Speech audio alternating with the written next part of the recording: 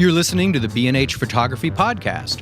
For over 40 years, B&H has been the professional source for photography, video, audio, and more.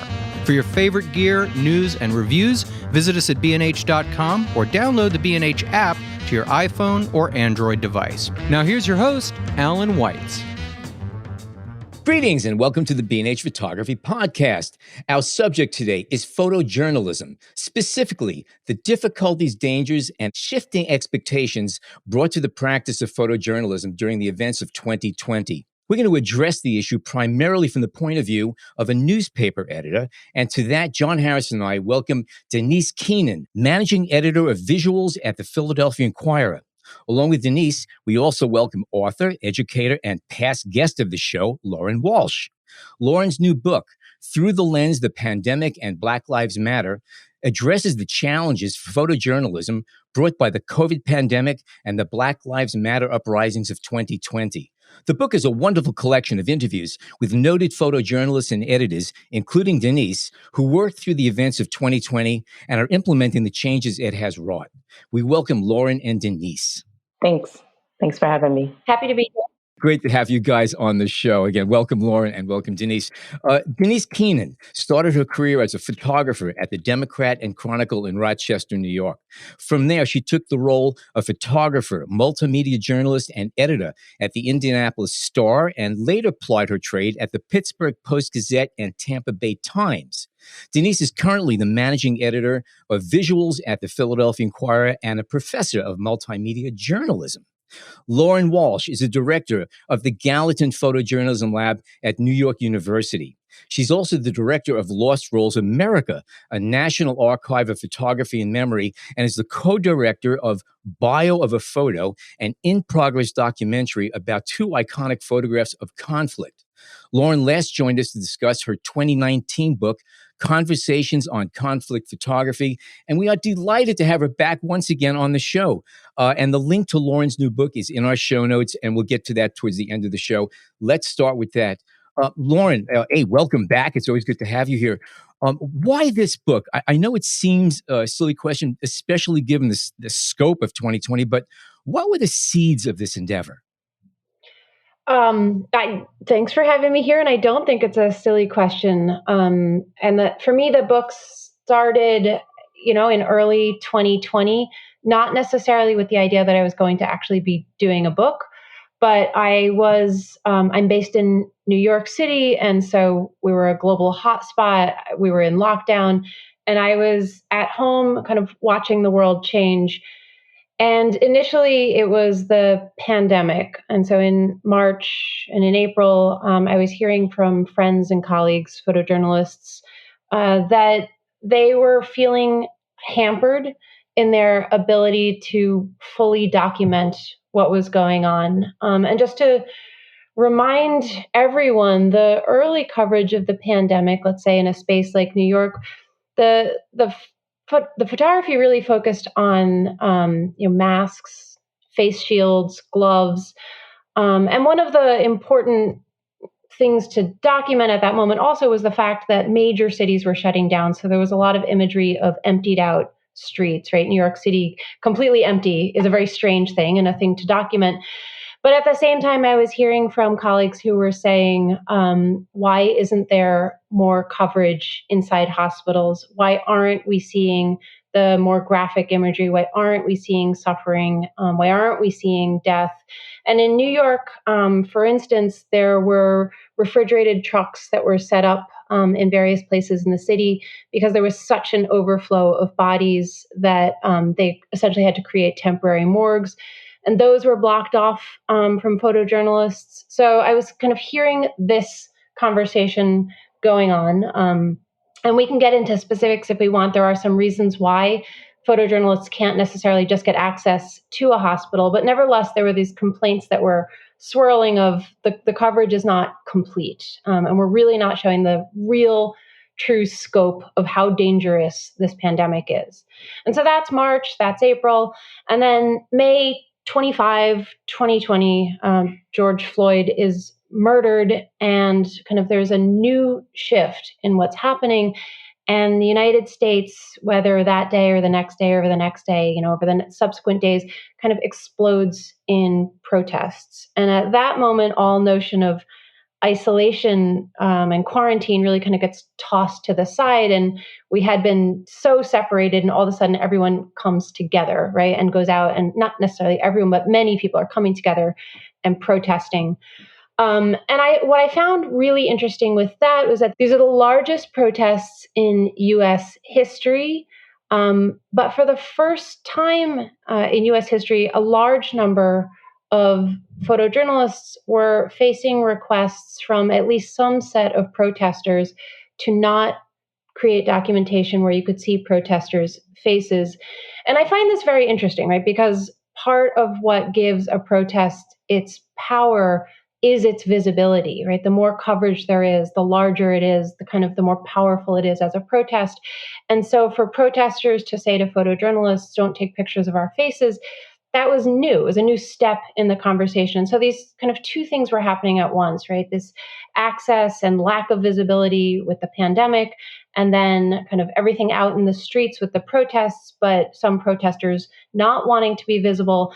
And that moment is when it's really kind of coalesced for me that something really big, not just these headlines, these two major stories, but there are big shifts happening inside of photojournalism as well, like challenges and ethical questions and debates and discussions that photojournalists and photo editors are grappling with. And that's really the point where I said, I want to start to formalize this with research and with a series of interviews that can put this together and put it out somewhat quickly for the public to think about. What does it take? What goes on behind the lens? What goes on inside the newsroom? What does it take to bring us these pictures? That's a pretty good introduction. Thanks, Lauren. I think maybe we should jump over to Denise and maybe, ask her right away. I mean, what was going on in real time at that moment? Let's start with COVID. I mean, you have, I imagine you can tell us, were photographers being denied entrance to places? Was COVID being used, a valid excuse for sure, but as an excuse to not let photojournalists around? I mean, in the beginning, there were so many questions and so much confusion. There was a lot of times where we just canceled assignments all the way together. We had photographers standing, on the sidewalk taking taking photographs of people in their doorway. We weren't sure what the risks were for our staff. Early on, we didn't know what reality was, what the dangers were, or what was safe and what wasn't safe. Yeah, and we PPE, what's that? I had seen my father for years mow the lawn and do yard work in these masks, and he actually worked for 3M for the greater part of my life thus far. And so I knew he had some masks. So when things were going badly, I called my dad. I was like, I need you to mail me every mask that you have. Take some aside for, you and mom, of course, but whatever you got, I need them. And so my dad sent me some N95s from his garage. I was calling other photo editors, like, what are you doing with your staffs? We were putting in, orders. We were coming together as photo editors around the country, putting in orders. I met somebody in an alley that worked in a lab. I was like, whatever mask you can spare, I bought them off of him in an alley, because I just wasn't sure. And I wanted to give my staff, the best chances they had. So in the beginning, it was absolutely insane. So you guys really were, you were really, as editors, were out finding PPE for your staff, and editors around the country were getting together kind of behind the scenes to make this happen. Did you consider that part of your job, or was this just something you were kind of doing out of the safety sake for the people you're concerned with? Well, I think as a photo editor, it's not our job. We're support staff, right?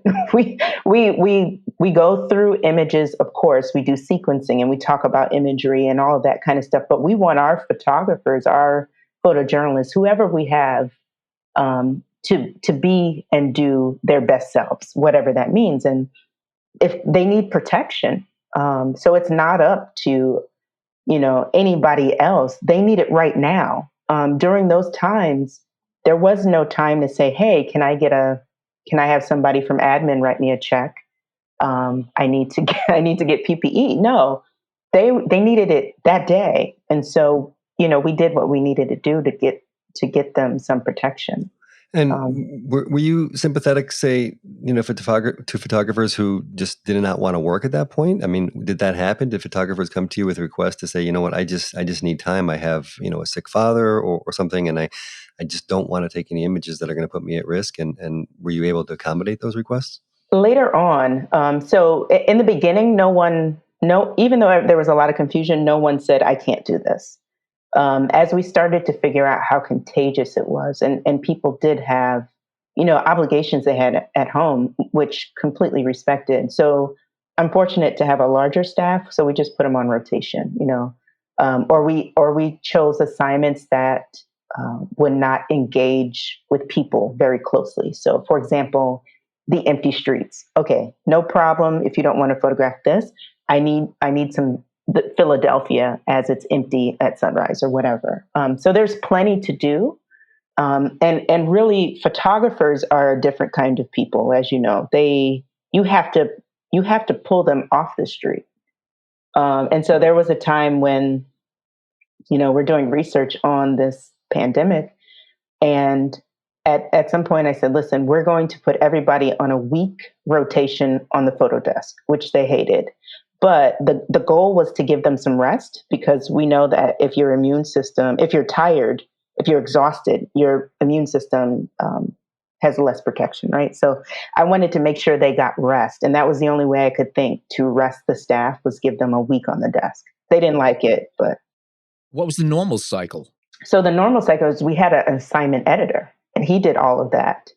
But what we ended up doing, the assignment editor at the time was Alejandro Alvarez, and he's an amazing photographer. So we put him back on the street and rotated that position.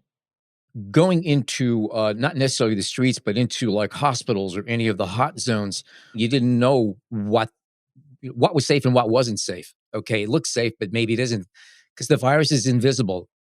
Yeah, and in those early days, it took forever to even get into a hospital.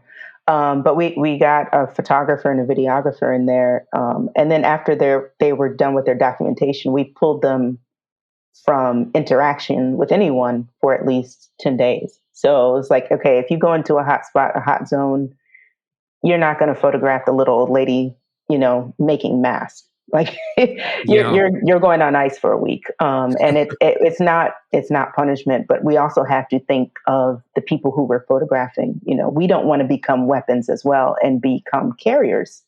And I never had anyone actually get sick. We were very, very careful. I have a fantastic deputy, Frank Visa, and we did a lot of talking and a lot of reading and a lot of trying to figure out how we can keep people safe. And we had some exposures where we're like, okay, let's make sure you get tests. And, we put a lot of care and thought into COVID, and then the unrest happened and it all went to hell. How much of the actual newsroom stayed intact, and how much of the newsroom was working remotely? It was really quite amazing how fast it happened. The whole newsroom is remote, and we were able to stand it up really quickly. And I'm not sure if you guys know this, but I was fairly new to Philadelphia. I had been here a year, so I saw Philadelphia in its glory for all of 2019. And in my head, I was like, you know what, 2020, I'm going to take time and know the city, and I'll have fun in 2020. And so that never happened. How do you spell fun? So so 2020, if you've ever seen photographers in a newsroom, when there's a fire alarm, typically nobody moves, right? Everybody's like, it's not real. And so we started, I remember being in the newsroom, and they had people come in and disinfect the newsroom. And it was only the photographers left and the editor, Gabe Escobar. And so we're watching them like sterilize the newsroom, and we're just like, we're keeping going. And then everything just shut down. So it was a matter of, okay, now, so then we had to put, because we have photographers and videographers that live all over the city. So we had to put PPE in different parts of the city. So we started using people's trunks. PPE can be on this side of the city, go to Alex's trunk. We got PPE in Jersey. make sure you talk to Tom. Like, we had to figure out strategically where we could put our stuff so that they could get to it. Even with the long glass, we've got those 400s and 600s, especially if we're talking about distance, where are we going to put this glass so that people can get to it? Huh. Ooh, wow. Interesting. I have a question about, for example, the hospitals and getting access. Is whose responsibility in the newsroom is it to make those contacts in the hospitals and or other institutions and to set up, the safety equipment and the timing and perhaps to have somebody accompany the photographer? Is that your work, or do you have a deputy that's doing that, or is it up to the photographers? Well, it really depends on the assignment. So I'll use Temple as an example. Temple was set up by the health team. At that time, it was Charlotte Sutton who was running the health team. And Temple is, I know the university, but it's a hospital. Temple right? Hospital, yes. And so that was set up by the health team. But I have a fantastic photojournalist named Jessica Griffin who talked her way into an ambulance in bed. I was like, what? You did what? And so I had those white bunny suits or hazmat suits, whatever they're called. And she spent some time with the ambulance and, literally going with them as they're going in and out of houses, dealing with patients who have COVID, not suspected COVID, but actually have COVID. So that was, she tracked that down herself. And so it's in that case, it's up to us to support that kind of work. What do you need to be successful? Okay, let's get her a couple bunny suits. Let's get her, a couple, whatever she needs to pull that off. And what's the relationship at this point with, the upper management at the newspaper? Are they bringing solid information to you, or giving directives, or saying things? No, you just can't do this. We can't, risk this at this point. Or are you guys kind of on your own? No, they were great. I would tell them what I need. So, for example, they had shut the building down at one point. And I was like, I need that building open. And they're like, well, we can't. I was like, my people have to pee. Like everything is shut down. Like they need to go, they need to have somewhere they know they can go to the bathroom that's safe. I was like, everything on the highway is shut down. Everything over in downtown, everything in Center City is shut down. Where are they going to go to the bathroom? Where are they going to go to wash their hands? And so, after we had that conversation, they opened the building up for the photographers. And so they were really great about supporting us and what we needed to do. And I would have these group meetings on occasion and they would pop in. From my perspective, from supporting what I needed done, they were great. I can't say what my staff thought, but from my perspective, they were great. There was a really interesting part of the book where you were discussing some of the decisions that are made when you photograph a patient or someone who's sick, or perhaps has even passed away, and you ask questions to the photographer. I was wondering if you could kind of sum that up for us in a bit. I mean, when there is an issue of publishing the image of a face of somebody, identifying somebody who's sick or in the hospital, how did you guys go about that? Like I said, I have a great deputy, Frank Visa. We would talk to the photographer, like, were they conscious? Were they, did they know you were there? Those kind of questions. How did you get in the room? Who let you in the room? Were they conscious? Were they able to talk to you? We were very aware about how much the disease hadn't been covered at that point. And we were looking at photos back from the 1918 flu epidemic, right? Like we were researching, like, how did this work before? And we had nothing to compare it to. And we also don't want to strip the humanity from someone either. So we had a lot of questions about, I would say, consciousness, not so much consent, but like consciousness. And then also, what are the alternatives? Let me see the take. Let me see what you shot. If we think this one pushes the button too far, oh, their son was there. Okay, great. We asked a lot of questions to see, what we could show and what we should not show. What was some of the takeaways, if I may ask? You said you compared to the pandemic of a century ago, and that's an interesting comparison. Especially, Philadelphia was ground zero there. What were some of the takeaways? What were some of the similarities and things that you said? Yeah, this makes sense. This we're going to go. Or was there not much that you could really relate to? There wasn't much that I could really relate to. It was documented for sure. But we have absolutely nothing to compare. I can't call my mentor and say, "Hey, that last global pandemic, what'd you guys do?" Like, what are we doing as a world? And so when I looked at the photos from 1918, they show sick people, but they don't show there wasn't not a whole lot of emotion. There was not a whole lot of feeling. Like if you think about COVID now, you have photos that come up in your head immediately. And a lot of those photos are, doctors hugging the patients or patients putting their hand on their family's hand, through a curtain. Like there's emotion and there is real drama in the images and real feeling. The photos from 1918 were very, historical. They showed a space and a place. They showed doctors and cots, but there was not, from what I saw, not a whole lot of emotion. Well, also keep in mind that shooting from the hip was something that you didn't do back then. Everything was, absolutely. It was a much slower process. Basically, you set up a still life is really what you're doing every time you took a picture. So the technology dictated that to a certain degree also. But still in all, it's interesting that there wasn't that much of a takeaway from it that you could really draw from. No, because I had, there's photos, of nurses tending to patients that are fairly close up, something that we would have shot with like a 24. And my point in looking at those photos was thinking, okay, and I looked at them sporadically because I'm thinking 100 years from now, what are they going to see in our imagery? Did we do the job of documentation of the horror of these events? And periodically I would just look back at 1918 and think, okay, are we doing enough? Are we leaving a legacy that people can understand visually when they pull the photos, 100 years from now? Wow. That's very interesting. That's a great perspective to have. And you mentioned a lens real quick there, and you also mentioned in your interview with Lauren that you seem to have lost some of the intimacy of being close in and using wide angle lenses, and you had photographers using their long glass, as you mentioned. Did you really notice kind of certain photographers' styles changing completely, and did you have to get bigger lenses into the hands of your staff?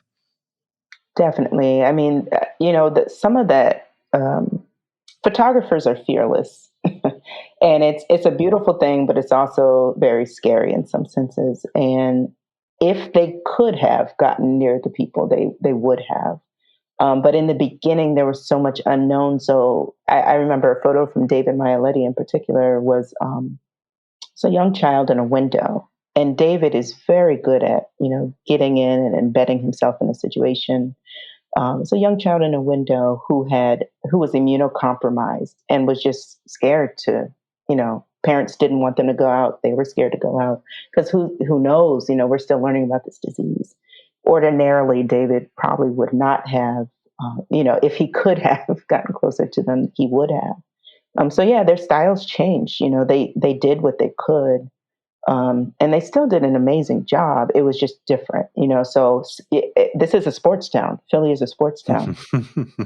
All the sports stopped, right? So now I have the sports photographers who typically do sports. They're out there documenting the world. And I actually thought that was I got to see them in a different light, which was really good for me. And I was like, oh God, man, Chip did an awesome job in this, and he's a great photographer anyway, but I got to see his eye differently, which was nice. Right. And would there be, for example, if you are using different lenses and you're making the photographers are making choices they might not have made, given a different situation, did that affect the way you edited? Would you crop an image differently or perhaps combine two images in a way that would show something that you could have gotten with one shot in another setting? I don't like to do a whole lot of cropping. I shouldn't say it like that, but the crops need to have purpose, right? There needs to be a reason for me to get into a photo. Typically the staff does a pretty good job. And there are some where it's this could, I kind of like this a little bit better. But having said that, I don't believe it changed my style in terms of editing. You edit what you have. There might have been an occasion where I said, can we run two in print? So we have a wide and we have a tight. Or can we do a photo page? We were able to, do a few more photo pages than we normally would have.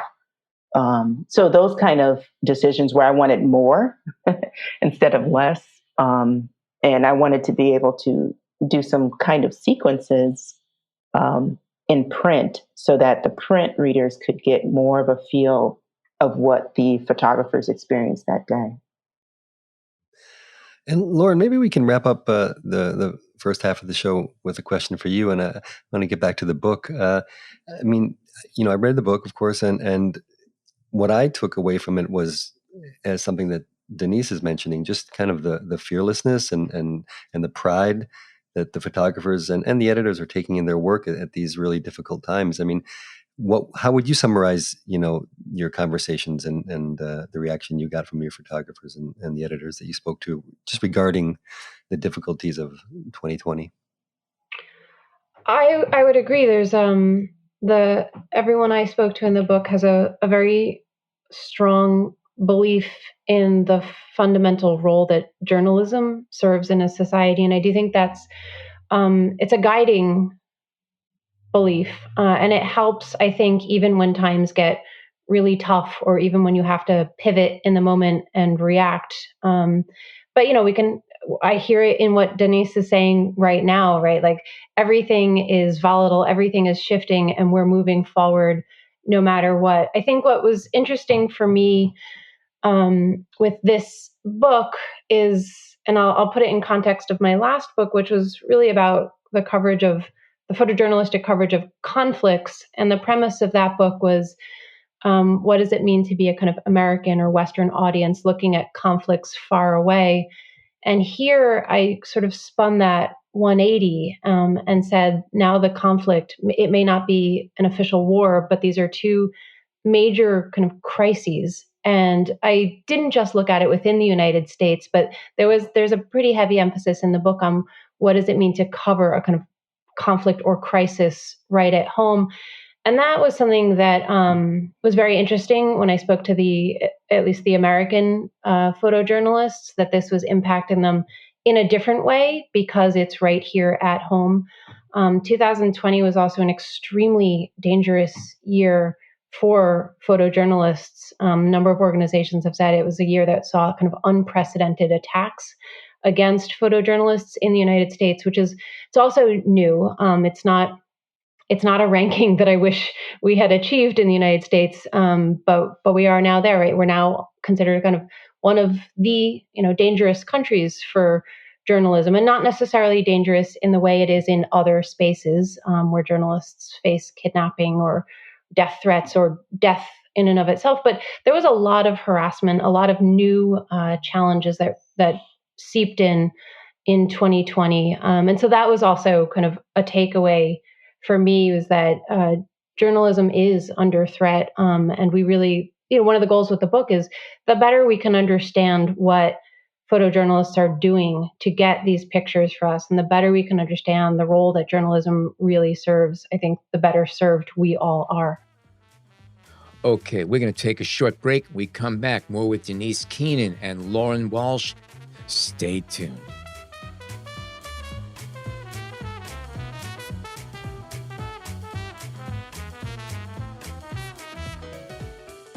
We hope you're enjoying this edition of the B&H Photography Podcast. The best way to support the show is by subscribing on Apple Podcasts, Google Podcasts, Spotify, or wherever you get your podcasts. For links to gear and more information on today's guests, check out the show notes in your podcast app or visit our homepage on the B&H Explorer website and join the B&H Photography Podcast Facebook group.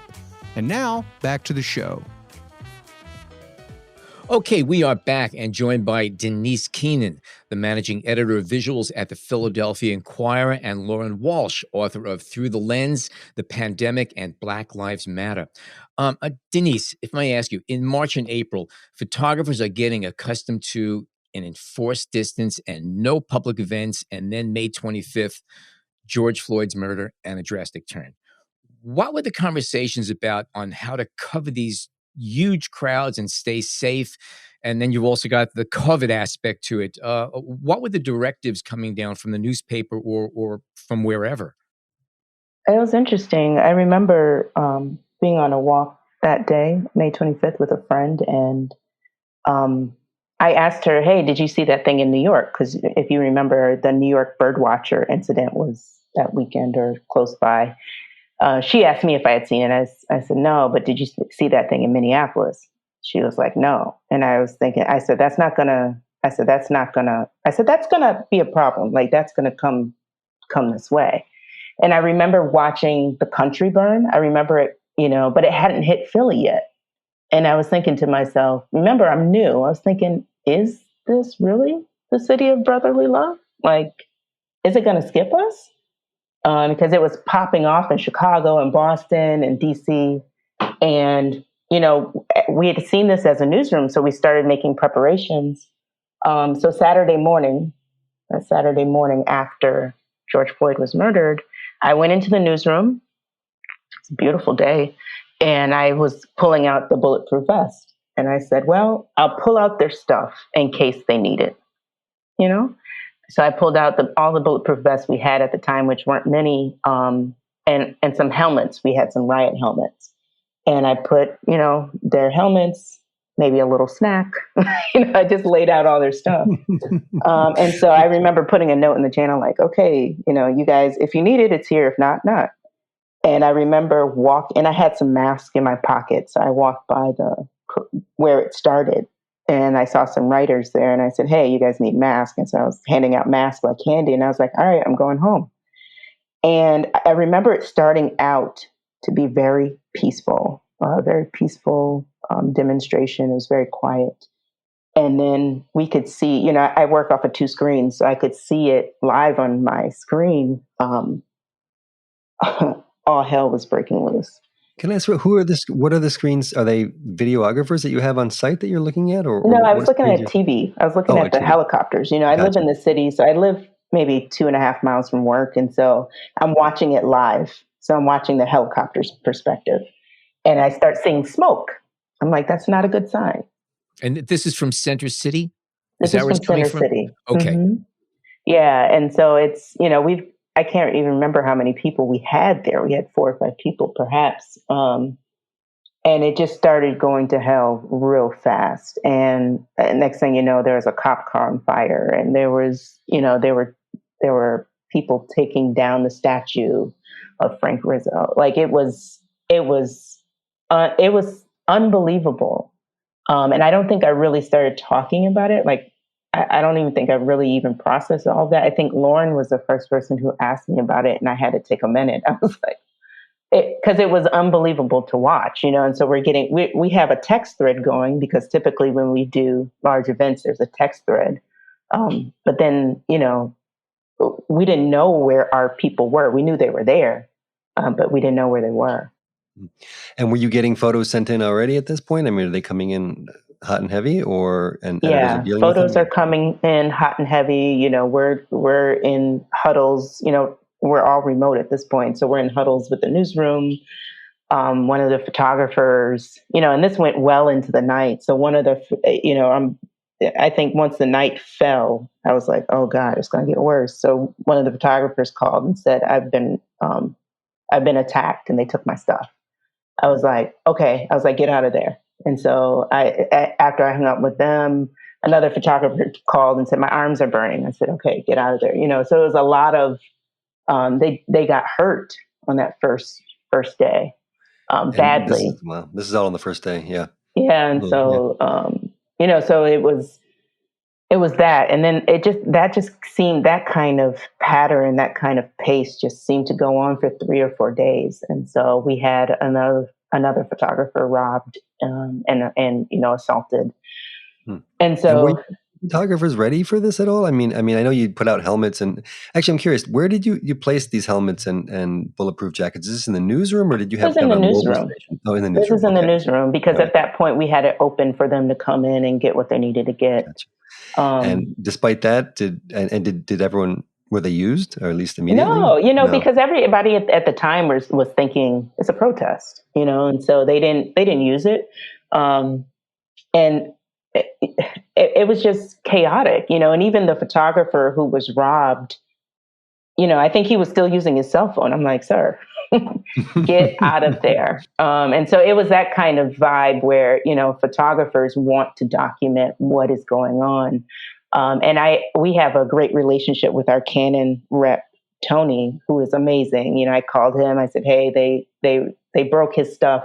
They took some of it. He's like, I got you. He met me in the street the next day with gear. And so I was able to get that photographer suited back up, and he went right back out. And so that's why I said, photographers, you almost have to pull them back because they want to be out there. And I work with a great staff. It's a very diverse staff in terms of ages and experience. And in those first few days, everybody was, they were put me in. I'm like, hold on, we gotta strategize this. I think people have to keep in mind that one of the things that journalists do, be they photojournalists or print journalists, writers, is that they tend to be running the direction that everybody else is running from when something Absolutely. bad goes down. And that takes a lot. That's a special person. It goes against logic. But that's how we get to understand what's happening better, because people like this are willing to do that. Absolutely. And at some point there was a bomb threat or something, and they're like, Denise, get your people out of there. I was like, no, I got one on either side of the building. This was later on. But it was like, that's how our people work. They see crisis and they go towards it while everybody's running away. And that's just who they are. Lauren, you wanted to say something? I think I want to echo what Danese is saying, which is, and I remember the moment during our interview, Danese, where you really did say, wow, I haven't stopped to think about this. And I, of course, interviewed you months later. And I think just to point out that it's one thing for a photojournalist to say, I'm heading into a conflict zone. I know I need to prepare. I know I need my gear. I know it might be emotionally heavy. And I don't think that's a typical thing for the average photojournalist in the United States if they're covering local beats. And one of the points that Danese made in the interview that I found so important was when she said, we're on such a fast-paced cycle in the newsroom that we don't really take time to stop and reflect, even though we're going through a lot of trauma. And I'd like to actually address that in a bit, but Denise, what was your cycle at that point? I mean, you're working at home, but you're meeting people in the streets, and I mean, in those first, let's say the first week of June, in that period of time, are you 24/7? I mean, how's things going, and how were you able to kind of keep yourself together? I'm not sure how I was able to keep myself together. That's a good, honest answer. I like honestly. that. Thank you. Yeah, only because it was so. When I look back on it now, I was like, "That is what?" Like I'm not sure. I just know things needed to be done, and so we did them. And so, for example, that first day, one of the photographers got attacked, and they went out to a protest the next day. I just popped up. I'm like, "You good?" It's like, "Yeah, I'm good." It's like it's one thing to hear them say they're good, but I actually needed to see them. Like, are you good? And so the other thing is, if someone has been attacked or if someone is fearful, I don't want them on the street because then you get hurt, right? Yeah. And so just making sure that people are actually okay when they're saying they're okay. So there would be occasions when I would pop up on assignments if I knew they were standing there for a long time. But it was 24 hours. You wanted to make sure people got home. They're out there at 4 a.m. They're in pairs. At some point, we put them in pairs, and I'm like, "Hey, are you guys back at your car?" Because their car was like their safety pod. So I'm like, "Are you in your car?" They're like, "Yeah, I'm in the car." I was like, "All right, I'm going to go to bed. I'll see you in a couple of hours." That kind of stuff. Well, and this is not even including looking at the images and making decisions on what you're going to put through. I mean, this is just basically caring for people. And I loved your comment about putting snacks out for them. So you're really doing, I don't want to, you're doing a lot of caretaking, basically, it sounds like. But when it comes time to, ingest all these images and take a look at them, are you relying on your deputies at this point to get you a selection that you're going to approve, or how does that work? Yeah, I mean, it's both. I was there for that. You start out sitting at your laptop at 8 o'clock, and you don't actually go to bed until 3 a.m. And you do this over and over and over again. And so, yes, my deputy definitely was making some decisions on his own. We were huddling. There were some decisions that only I could make where they would, Denise, are you available? We need we need your voice on this. And so it was days and days of just back to back, looking at images, checking on people, trying to figure out what your next move is.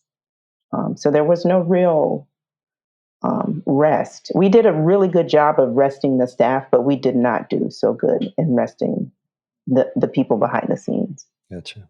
Lauren had mentioned some of the dangers that photographers are now facing, and some of them are new dangers. I mean, obviously we brought up this idea of working in conflict zones, and it's not, obviously there's incredible dangers in these situations.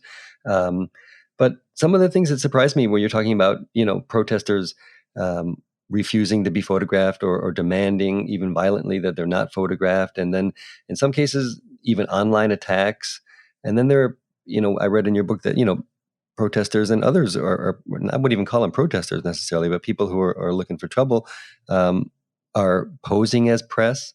Can you talk a little bit about how this kind of changed things for photographers who are out there and made things more dangerous?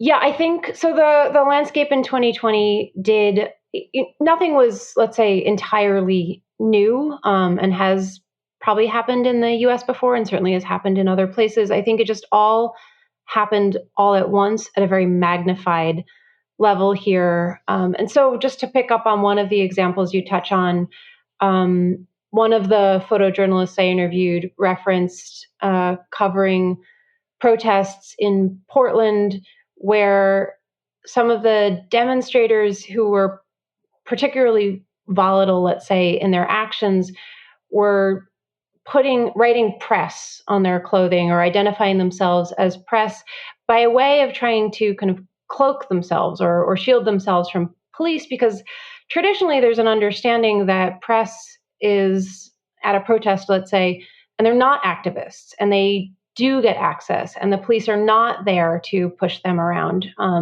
But when demonstrators try to abuse that kind of tradition and pretend that they're press when they're not, they wind up muddying all those waters and they make it more dangerous for press, because then police don't know who to trust. They don't know who's there as press, who's there as an activist, who's there as even a bad actor.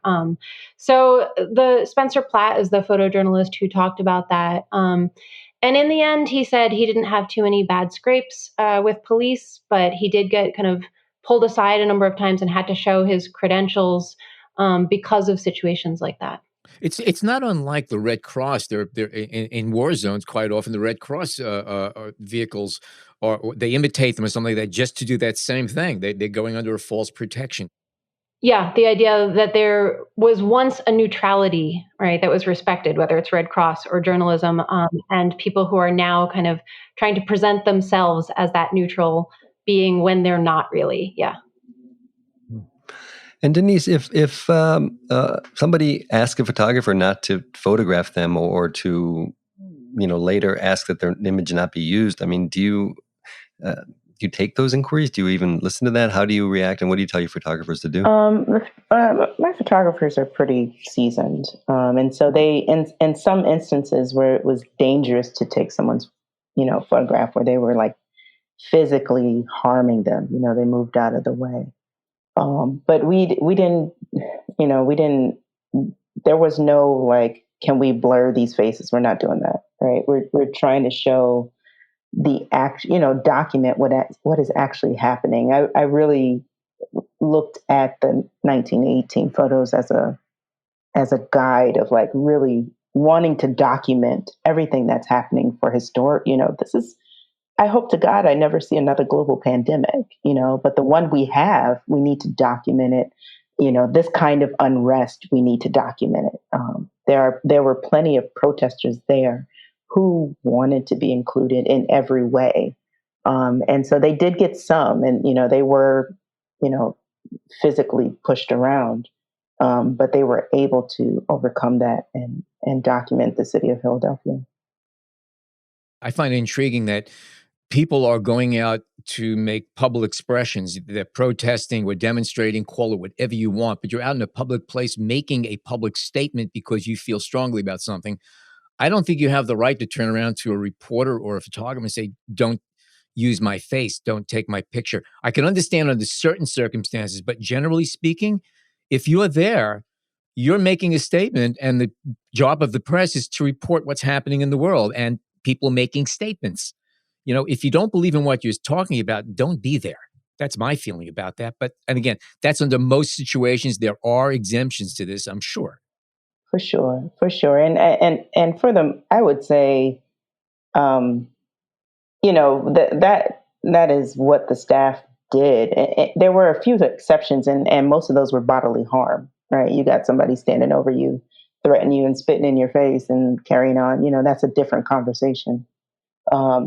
That is not even a conversation, right?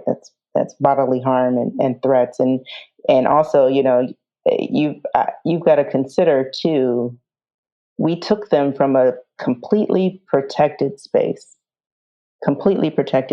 where we're like, okay, how do you feel, this, that, and the third? And one day launched them into like contact with people, like physical contact while we're in a global pandemic. And so all of this is very, at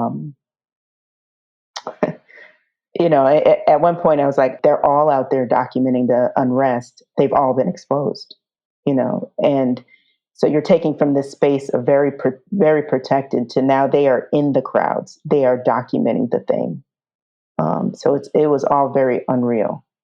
Did you have any kind of relief valves in place? Do you have any kind of professional help available for your crew, your reporters, your photographers who have seen an awful lot in a very short period of time, more than the usual stuff that they are expected to see? Is there any kind of what we can, I guess, call post-2020 therapy that's being offered? Or do you find that some of your people need it more than they would normally have needed it? I still think they need it. We had the DART Center come in. We had some workshops. In the very beginning, I am not I'm not at the Washington Post or New York Times or in a space where, in my personal background, I've dealt with this kind of unrest. And so I made a couple phone calls to some friends in the industry, like, hey, can you come on a Zoom and talk to my people about like best case scenario for this, like how you protect yourself? So in the beginning, it was photographers helping photographers from all over the country, and they were amazing. But then we had the DART Center come in, and it was literally just some check-ins, like, I haven't talked to a person in a while, let me call and see what's going on. But I think they still need it. 2020 was ridiculous. 2021 was like a hangover. I think we are just now at the point where we are breathing again. Since 2020, have there been changes in terms of some of the support that's available for photographers? I mean, do you talk about? I mean, do you have training sessions now in dealing with protests that could get violent? Not to mention personal safety when it comes to disease, but all the issues that we're talking about now. I mean, is this something that will be put in place, do you think, in newsrooms now? I think so. I mean, I know in our own newsroom there, and if you keep in mind, almost every newsroom had their own reckoning in the middle of this. And so the newsroom I grew up in when I was 20 something, there was no talk about mental health. There was no talk about, are you okay? I had some really great bosses who would ask those things, but you went out and you shot the thing and you came back. There was a bar, you would go and have drinks and chop it up with the other photographers, but that was the only therapy you got. And so now I think there are definite conversations about trauma. I think there's definite conversations about mental health. I am not a therapist. And so I would remind them that these services are available going forward. There will absolutely be conversations about mental health and trauma and how people process in most major newsrooms across the country. Have you found anybody pulling back from the profession because of everything they've seen in the past 2 years? Are there any either seasoned or beginner, journalists who have just said, this is not for me. This is not what I signed up for? Or are most people saying this is what I signed up for and are just getting into it and doing a good job? Yeah, I don't know of any that was on my staff. It's a no. They are. This is what they do, right? Whatever comes during the day, whether it's a sports assignment or trauma or a global pandemic, they are here for it. But and industry wide, I haven't heard of too many people saying, calling it quits. I did want to ask a question to Lauren, if I might, in regards to a comment that Nina Berman, a photojournalist, made in your book, Lauren, and she talked about not taking a photo that someone asked her not to take, and she says that it's time, that journalists work harder to build trust, and while I totally appreciate that, and I understand some of the skepticism that people have toward quote unquote mainstream media and whatnot, I mean, my question might have to be what might kind of flip it the other way. I mean, it would seem that we have photojournalists and news people really working hard. I mean, really trying their best, risking their lives, to get news out there. I mean, shouldn't some of the burden be back on the citizens themselves, educating themselves about, what is trustworthy media and really understanding, the new media landscape that we have now? Yeah, I think that's a great question. And I'll answer it by way of backing up initially to Nina Berman's point and then coming forward into what you just said. And I think this touches on what we were discussing earlier, where, Danese said, if someone says, don't take my picture, we're not going to blur out a face. And Nina Berman in the book even has an example of blurred faces by way of saying, this is absurd. This is not the way to document.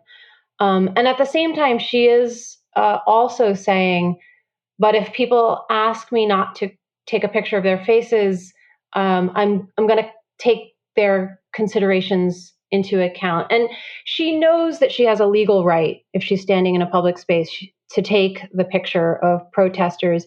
And I think for her, it's a case by case situation. The reason that protesters, some of them, were asking to not have their faces documented is that there was a perceived threat from surveillance technologies, right? Maybe the police will look at these images. Maybe they will read my identity in them. Maybe they will come after me or harass me or arrest me. And on the one hand, there's something not totally logical about this because there's cameras everywhere. It's not just photojournalists who are creating imagery. And on the other hand, what Berman was saying was, but I don't want to add to a culture of fear, and I don't want to put someone at some sort of risk. So her solution was, let me just find a different way to frame the picture if someone is saying specifically, don't take my picture. I think for her and other photojournalists who I spoke to, and I spoke to people who kind of span the gamut, right? Everyone from, this is my legal right, and not only is it my legal right, this is how photojournalism works. I am here as a witness. I am here to create the documentation. I will take the pictures, all the way to the people who say, okay, I'm going to listen to what you're saying. The majority middle ground that I was speaking to, both in terms of photojournalists and photo editors, was more of a, first of all, taking into account what Danese said, right? If someone is like volatile and threatening you, it's not worth the picture.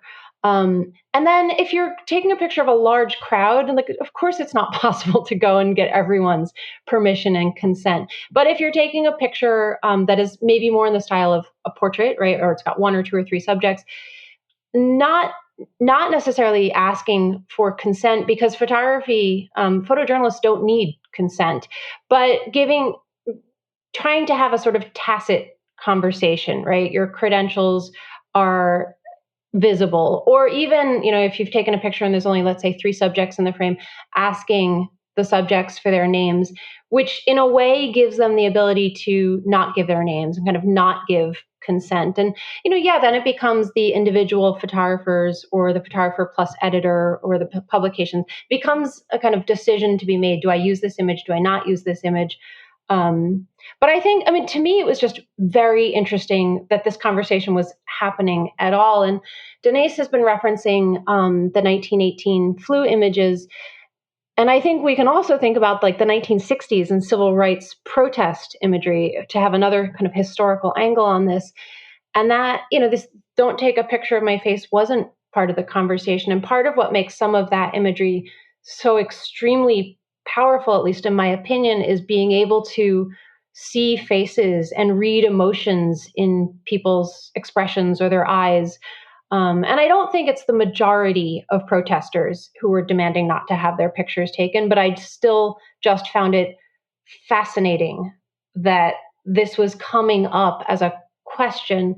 And I really wanted to explore that in the book, this idea, because it creates it for the photojournalist who wants to at least listen to this point of view.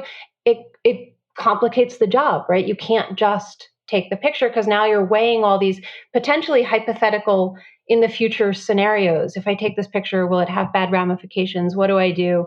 And I found that very interesting. And I think many people don't even think about these kinds of questions that are playing out for photojournalists a lot of times in a split second, right? Because you're working, it's live, the scene is changing. And I think a lot of people just don't understand that photojournalists are thinking through all of this stuff so quickly. Interesting. And Denise, I have a question that may be tricky to answer, but maybe not. Especially when it comes to photographing protests and violence. I mean, there's a tendency, obviously, to get that graphic image out there and the scene of violence, or in the case of COVID, maybe a dramatic image of a nurse or somebody. How do you stay away from that if you want to? How do you kind of show the quieter images and the subtleties of what are going on, the nuances of these situations, and also get eyes on the paper?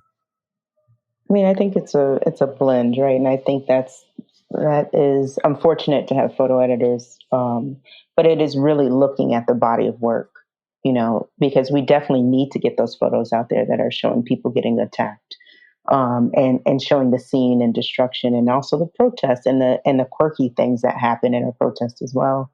But I think that's the beauty of photo editing.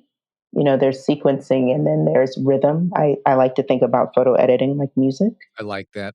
And how photos fit together, right? Like, so when I do a photo edit, I was raised by a bunch of old school photographers. I love to do prints and throw them on the floor, even if it's like paper prints, right? But there were some times where we had to really look at the work, and decide, is this rhythm right?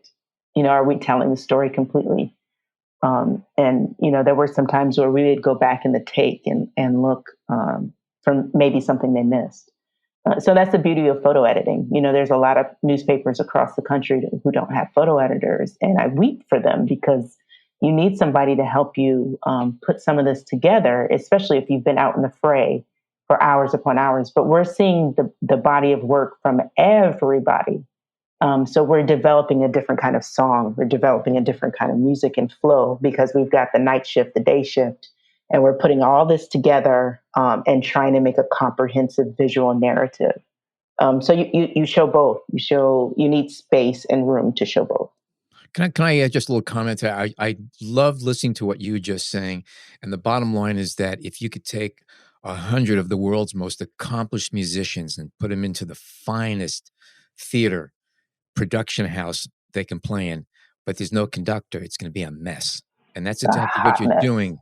You are the conductor. Yeah.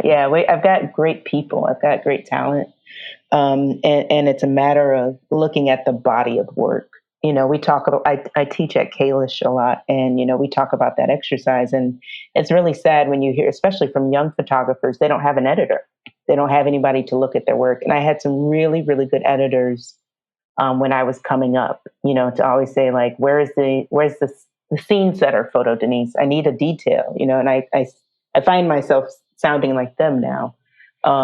But it's you really need somebody to take a look at your work, and especially if you're an independent photographer, meaning you don't work for a newsroom or a wire service. I really felt for them during this unrest time and even COVID, because they didn't have protection, right? So if you've got a protester, or I shouldn't say a protester, if you've got someone in the crowd that's just destroying their gear, they don't have someone to call and say, somebody stole all my stuff or somebody broke my 70 to 200. In our case, we can make another phone call and get gear, right back to the staff. But if you're independent, you don't have anyone there to to help, but also to look at your work and help you make these decisions. Thank you for mentioning that. And I think it's really important that anybody who's out there who has some experience under their belt and you know somebody who is starting out in a field similar to yours, reach out, be a mentor and be a friend. And again, it's an important thing. And guarantee you had somebody do that for you too. Absolutely. I have great mentors. I have some of the same mentors that I've had when I was 19. And I did call them during this time, and they would call and check on me. How you doing? How's your staff? Yeah.